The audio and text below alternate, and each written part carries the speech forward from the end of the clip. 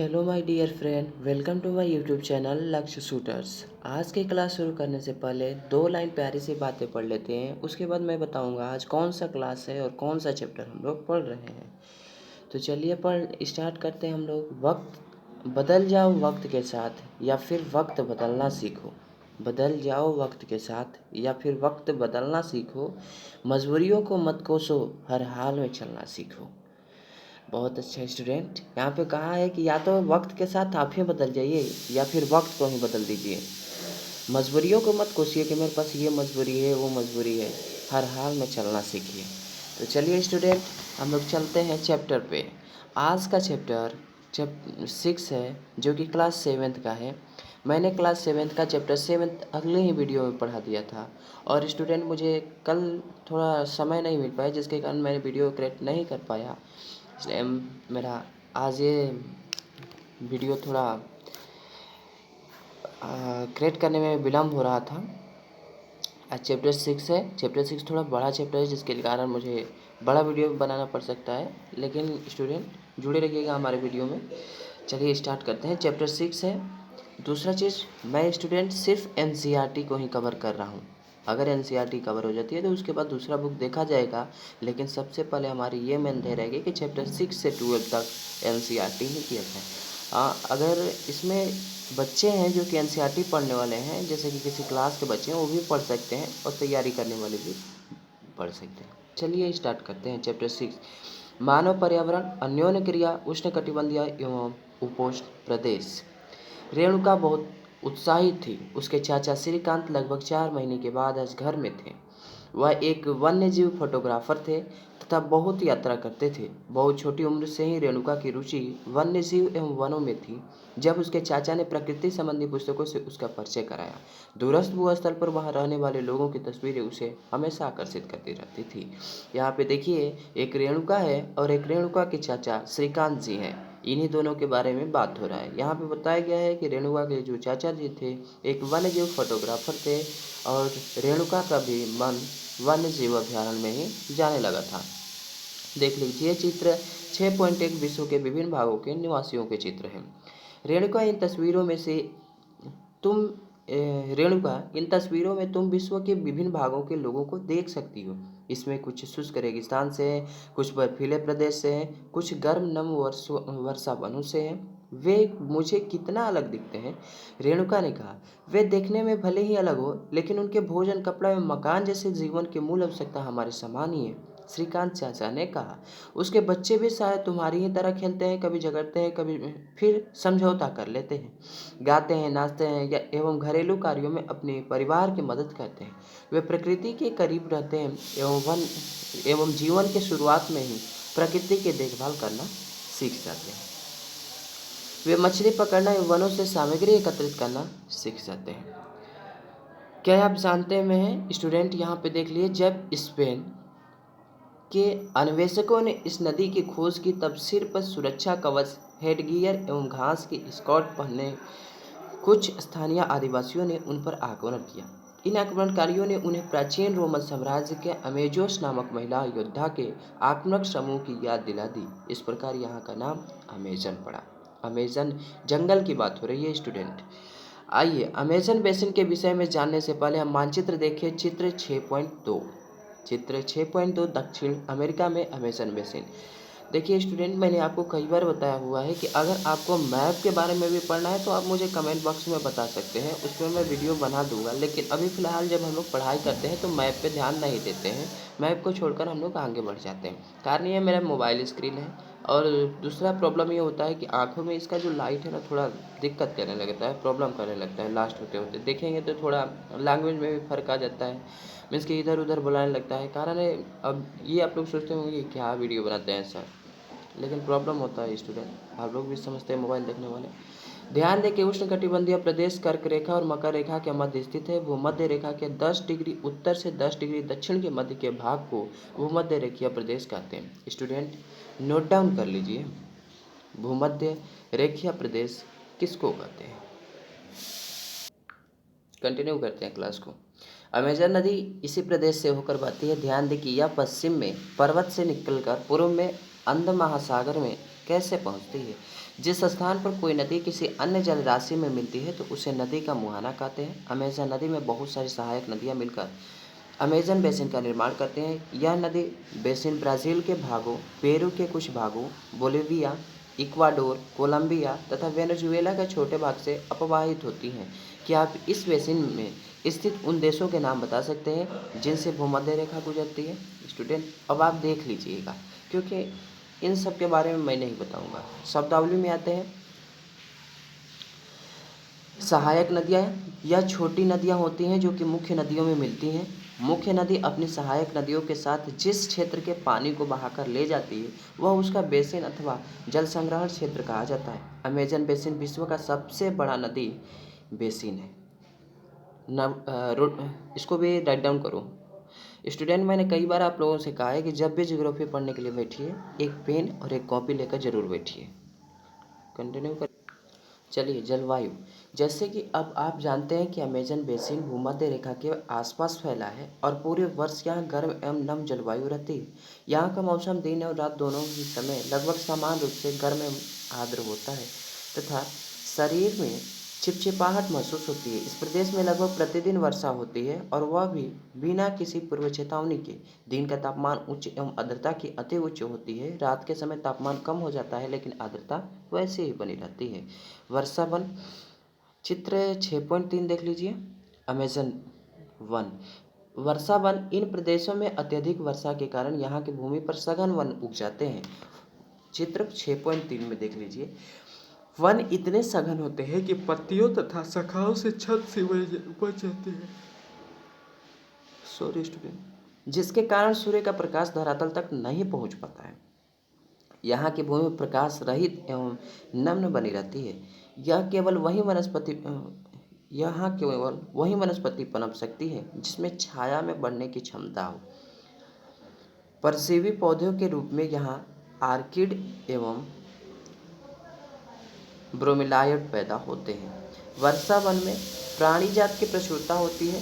टुकुन, गुज्जन पक्षी, रंगीन पक्षती वाले मकाओ एवं भोजन के लिए बड़ी चोंच वाली विभिन्न प्रकार के पशुओं जो कि भारत में पाए जाने वाले सामान्य पक्षियों से भिन्न होते हैं। यहाँ पाए जाते हैं प्राणियों में बंदर, स्लॉथ एवं चींटी खाने वाले टैपियर भी यहाँ पाए जाते हैं। सांप एवं सरीसृप की विभिन्न प्रजातियाँ भी इन वनों में पाई जाती हैं, मगर सांप, अजगर तथा एनाकोंडा एवं बोआ कुछ ऐसी प्रजातियां हैं। इसके अतिरिक्त हजारों कीड़े मकोड़े भी इस बेसिन में निवास करते हैं।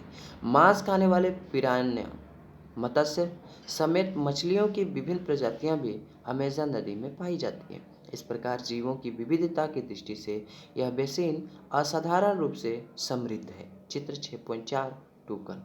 क्या आप जानते हैं ब्रोमेलाइट एक विशेष प्रकार का पौधा है जो कि अपनी पत्तियों में जल को संचित करता है। मेढक जैसे प्राणी इस जल के पॉकेट का उपयोग अंडा देने के लिए करते हैं। नोट डाउन कर लीजिए स्टूडेंट इसको। क्या हम लोग जानते हैं उनको? क्या आप जानते हैं? आओ कुछ करके सीखें। कुछ टीवी चैनल विश्व के वन्य जीवन पर चित्र प्रसारित करते हैं। इन्हें देखें एवं अपनी जानकारी अपने सहपाठियों को बताएं। वर्षा वन के निवासी। यहाँ के लोग छोटे से क्षेत्र में वन के कुछ वृक्षों को काटकर अपने भोजन के लिए फसल उगाते हैं।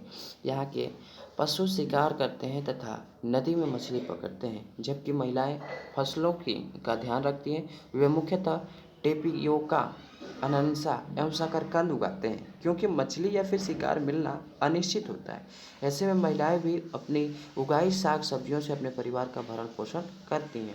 वे कर्तन एवं धान कृषि पद्धति का प्रयोग करते हैं। इनका मुख्य आहार मेनियोक है, जिसे कासवा भी कहते हैं।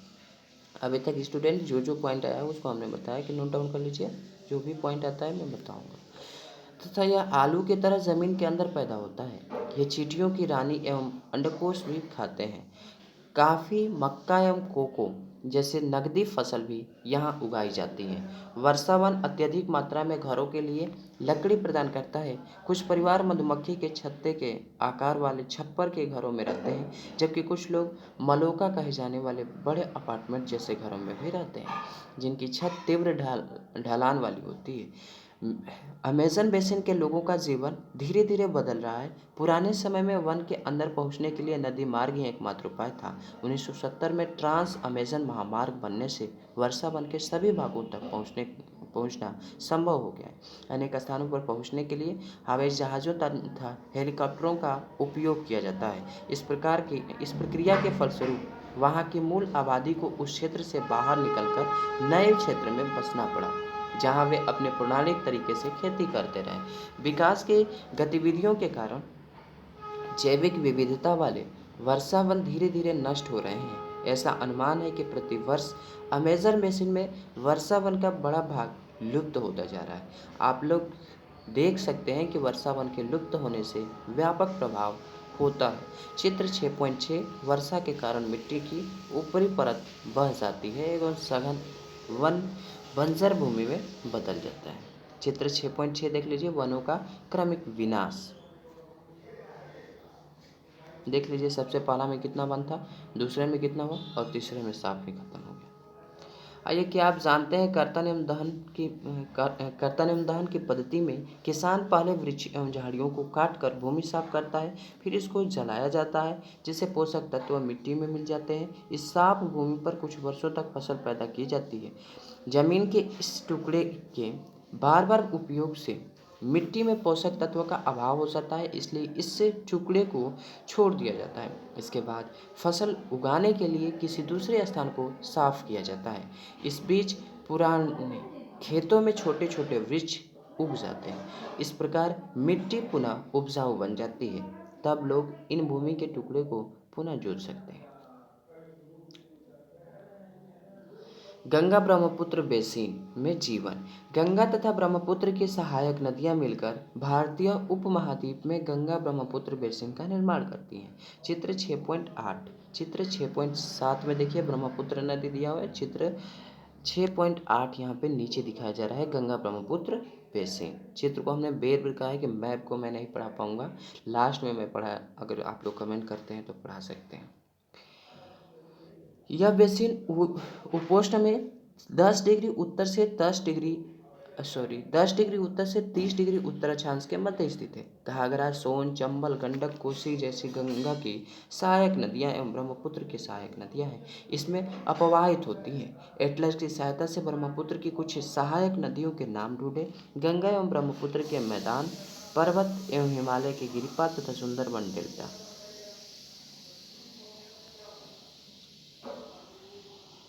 मानव अन्योन्य आओ कुछ करके सीखे। ब्रह्मपुत्र नदी को विभिन्न स्थानों पर विभिन्न नामों से जाना जाता है। इस नदी के अन्य नामों का पता लगाइए। हम ही को बोला हुआ है, पता लगाना है। शब्दावली में देखिए, जनसंख्या घनत्व का अर्थ है 1 वर्ग किलो क्षेत्र में रहने वाले लोगों की संख्या। उदाहरणतः उत्तराखंड का जनसंख्या घनत्व 189 है, जबकि पश्चिम बंगाल में 1029 तथा बिहार में 1102 है। यानी सबसे अधिक घनत्व वाला अगर स्टेट माना जाता है तो लगभग हमको लगता है, जहाँ तक अंजात है, कि बिहार ही है। ऐसे तो हम कह सकते हैं कि शायद लगभग उत्तर प्रदेश है, क्योंकि जनसंख्या वहाँ पे अधिक है। लेकिन मतलब यहाँ पे इन तीनों में हमने बात किया हुआ है, अभी तक जो दिखाया गया है उसका हमने कहा। तो इसको एक बार नोट डाउन कर लो, जनसंख्या घनत्व किसको कहते हैं, तब फिर कंटिन्यू करते हैं। इस बेसिन की मुख्य विशेषताएं हैं। मैदानी क्षेत्रों में अनेक चाप झील पाई जाती हैं। यहाँ की जलवायु मुख्यतः मानसूनी है। मानसून में मध्य जून से मध्य सितंबर के बीच वर्षा होती है। ग्रीष्म ऋतु में गर्मी एवं शीत ऋतु में ठंडा होती है। भारत का मानचित्र देखिए, उन राज्यों का नाम बताइए जहाँ गंगा ब्रह्मपुत्र बेसिन स्थित है। यहाँ पे क्वेश्चन पूछा हुआ है आप लोगों से कि उन राज्यों का नाम बताइए जहाँ पे गंगा ब्रह्मपुत्र नदी का बेसिन है। चित्र 6.8 में देख कर शायद बताना है। बेसिन क्षेत्र में विभिन्न प्रकार की स्थलाकृतियां हैं। जनसंख्या के वितरण में पर्यावरण की प्रमुख भूमिका है। तीव्र ढाल वाले पर्वतीय क्षेत्र बसने के लिए प्रतिकूल है। अतः गंगा ब्रह्मपुत्र बेसिन के पर्वतीय क्षेत्र में कम लोग रहते हैं। मानव प्रवास के लिए मैदानी क्षेत्र सबसे उपयुक्त है, अतः यहाँ जनसंख्या घनत्व अधिक है। यानी सिंपल स्टूडेंट, जहाँ पे खेती करने लायक, निवास करने लायक स्थान होगा वहाँ पे अधिक लोग ही रहेंगे, जाहिर सी बात है। यहाँ पे सिर्फ इसी बात को कहा गया है, हमें दिखाया गया है। आगे आइए। यहाँ की मिट्टी उपजाऊ है। जिन स्थानों पर फसल उगाने के लिए समतल भूमि उपलब्ध है वहाँ के लोगों का मुख्य व्यवसाय कृषि है। धान यहाँ की मुख्य फसलें हैं। चित्र 6.9 चूँकि धान की खेती के लिए पर्याप्त जल की आवश्यकता होती है। उसी क्षेत्र में उगाया जाता है जहाँ अधिक वर्षा होती है। यहाँ उगाई जाने वाली अन्य फसलें गेहूँ, मक्का, ज्वार, चना एवं बाजरा है। गन्ना एवं जूट जैसी नकदी फसलें भी उगाई जाती हैं। मैदान के कुछ क्षेत्रों में केले के बागान भी देखे जाते हैं। पश्चिम बंगाल एवं असम में चाय के बागान मिलते हैं। चित्र 6.10 बिहार एवं असम के कुछ भागों में सिल्क के कीड़ों का संवर्धन कर सिल्क का उत्पादन किया जाता है। मंद ढलान वाले पर्वतों एवं पहाड़ियों पर वेदिकाओं में फसलें उगाई जाती हैं। विभिन्न भू आकृतियों के अनुसार वनस्पति में भी विभिन्नता पाई जाती है। गंगा ब्रह्मपुत्र के मैदान में सागवान, साखू एवं पीपल के साथ उष्णकटिबंधीय पर्णपाती वन भी पाए जाते हैं। ब्रह्मपुत्र के मैदानी क्षेत्रों में घने बांस के घने झुरमुट पाए जाते हैं। डेल्टाई क्षेत्र मैंग्रोव वन से घिरा है। उत्तराखंड, सिक्किम एवं अरुणाचल प्रदेश की ठंडी जलवायु एवं तीव्र ढाल वाले भागों में चीड़, देवदार एवं फर्ज जैसे शंकुधारी पेड़ पाए जाते हैं। क्रियाकलाप में आइए स्टूडेंट, जूट, बांस एवं सिल्क से बने हस्तशिल्प एकत्रित करें, उन्हें अपने कक्षा में सजाएं, उन स्थानों का पता लगाएं जहां उनका निर्माण हुआ था। चित्र 6.9 में धान की कृषि है। 6.10 में असम में चाय की खेती है। आगे आओ। बेसिन में विविध प्रकार के वन्यजीव पाए जाते हैं। इनमें से हाथी, बाघ, हिरन एवं बंदर आदि सामान्य रूप से पाए जाने वाले जीव हैं। एक सींग वाले गैंडा ब्रह्मपुत्र के मैदान में पाए जाते हैं। चित्र 6.11 डेल्टा क्षेत्र में बंगाल टाइगर एवं मगर पाए जाते हैं। चित्र 6.12 में नदी के साफ जल, झील एवं बंगाल की खाड़ी में प्रचुर मात्रा में जलीय जीव पाए जाते हैं। रोहू, कतला एवं हिल्सा मछलियों की सबसे लोकप्रिय प्रजातियां हैं। मछली एवं चावल इस क्षेत्र में रहने वाले लोगों का मुख्य आहार है। चित्र 6.11 एक सींग वाला गैंडा और चित्र 6.12 मगर। क्या आप जानते हैं वेदिकाओं का निर्माण खड़ी ढलानों पर समतल सतह बनाकर कृषि करने के लिए होता है। ढलान को इसलिए हटाया जाता है कि जल का प्रवाह तीव्रता से न हो। स्टूडेंट इसको नोट डाउन कर लेना। तो क्या आप जानते हैं गंगा एवं ब्रह्मपुत्र नदी के अहलवण जल में एक प्रकार की डॉल्फिन पाई जाती है जिसे स्थानीय भाषा में सुसु अथवा अंधे डॉल्फिन कहा जाता है। सुसु की उपस्थिति में जल की शुद्धता का पता चलता है। रसायन की अत्यधिक मात्रा वाले गैर औपचारिक औद्योगिक एवं शहरी गंदगी इन प्रजातियों को नष्ट कर देती है। अंधी डॉल्फिन झील जीविका का साधन एक केस अध्ययन है। विनोद एक मछुआरा है जो बिहार के मतवाली मौन गांव में रहता है। आज वह एक प्रसन्न व्यक्ति है। मछलियों की विभिन्न प्रजातियों को पालने के लिए उसने अपने साथी मछुआरे रविंद्र, किशोर, राजीव तथा अन्य के साथ मौन या फिर चाँप झील को साफ किया। झील में उगने वाले स्थानीय खरपतवार वेलिनेरिया हाइड्रिला मछलियों का भोजन बनते हैं। झील के आसपास की भूमि उपजाऊ है। वह इस जमीन पर धान, मक्का एवं दलहन जैसी फसलें बोता है। खेत की जुताई के लिए भैंसे का उपयोग किया जाता है। वहाँ के लोग बहुत संतुष्ट हैं। नदी में पकड़ने, खाने और बेचने के लिए काफ़ी मछलियाँ हैं जिन्हें पकड़कर वो पास के शहर में भी बेचते हैं। यह समुदाय प्रकृति के साथ सामंजस्य बनाकर रहता है। जब तक पास के शहरों का प्रदूषण इस झील तक नहीं पहुंचता तब तक मत्स्य पालन का कोई खतरा नहीं है। प्रदूषित झील।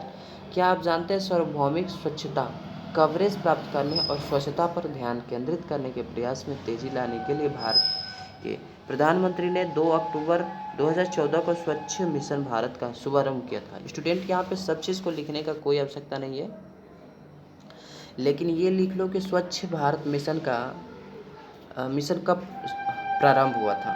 स्वच्छ भारत मिशन कब प्रारंभ हुआ था।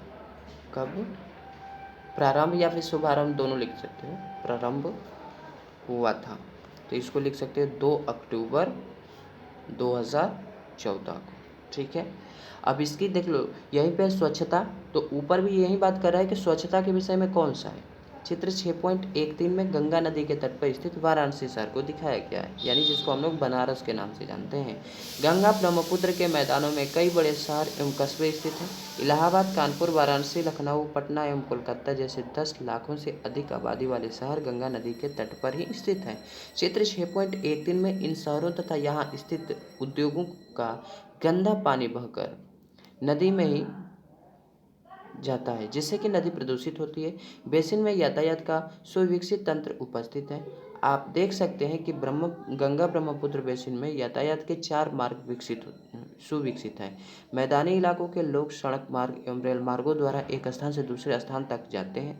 नदी के तटीय क्षेत्रों में जलमार्ग यातायात का प्रभावशाली माध्यम है। कोलकाता हुगली नदी पर स्थित एक महत्वपूर्ण पतन है। मैदानी क्षेत्रों में कई बड़े हवाई पतन भी स्थित हैं। क्या आप जानते हैं कि गंगा नदी के संरक्षण के लिए नमामि गंगे कार्यक्रम को शुरू किया गया था? यहाँ पे लिख दो स्टूडेंट, नमामि गंगे, नमामि गंगे। इसका कार्य क्या था? तो गंगा नदी के संरक्षण के लिए किया गया था। संरक्षण का मतलब होता है उनको सुरक्षा प्रदान करने के लिए, यानी लोगों को जागरूक किया गया था कि गंगा जी में कोई भी कूड़ा करकट न डाला जाए। आगे आते हैं पर्यटन इस बेसिन की एक महत्वपूर्ण क्रिया है। आगरा में यमुना के किनारे स्थित ताजमहल, इलाहाबाद में गंगा एवं यमुना नदी का संगम, उत्तर प्रदेश में बिहार में बौद्ध स्तूप, लखनऊ का इमामबाड़ा, असम का काजीरंगा एवं मानस वन्य प्राणी अभयारण्य तथा अरुणाचल प्रदेश के विशिष्ट जनजातीय संस्कृति जैसे कई दर्शनीय स्थल हैं। चित्र 6.14 मानस वन प्राणी अभयारण्य में बाघ। स्टूडेंट, आज का चैप्टर यहीं पे ख़त्म होता है। और आपको बता दें कि अब हम लोगों का स्टार्ट जो होगा, नई बुक होगी क्लास 8 की। क्लास 8 का चैप्टर 1 अगले वीडियो में हम लोग पढ़ेंगे।